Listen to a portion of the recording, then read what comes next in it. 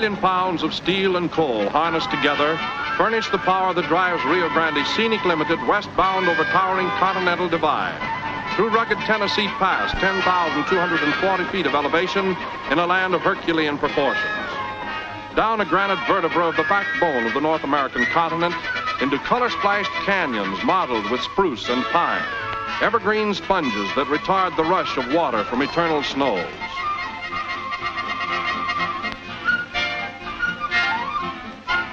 Mile after mile, our route parallels the Colorado River, a swift-flowing palette that catches the myriad colors of nature's endless parade of beauty, a surging guide that leads us across Colorado's boundary at dusk into Utah. The Arches, a complex group of sandstone portals ranging in size from peepholes to great openings through which armies could march.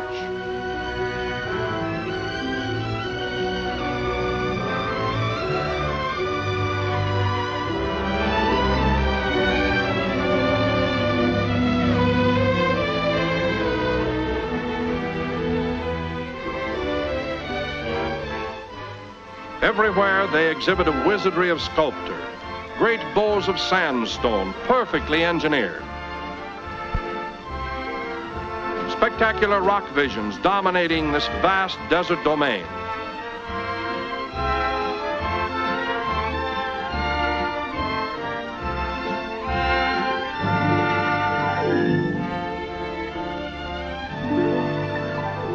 The giant openings are natural windows through which we view an enchanted land.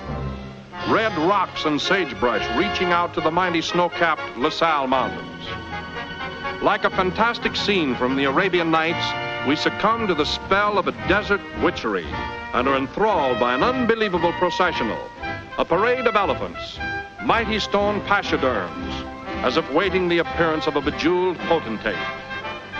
This is a world of magic windows, grotesque grandeur created by wind. Gray sandstone projections atop the canyon ridges guard the bituminous wealth of this section.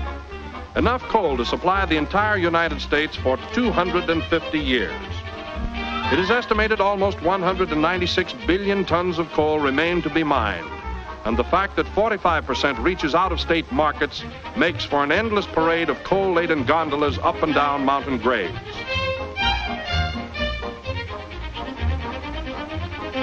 The coal resources of Utah are enormous, with 1/5 of the state underlaid with this valuable combustible mineral.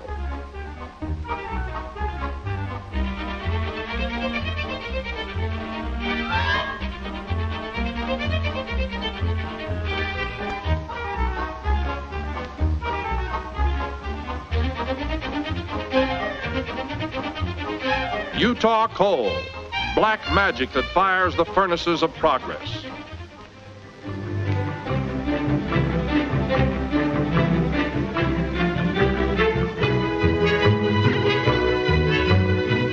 Lunch, a pleasant interlude, tasty dishes spiced with fleeting scenes. Up to Soldier Summit, over 7,000 feet high, the crest of the third largest city. A scene of great agricultural activity, Provo testifies to the reclamation of the desert.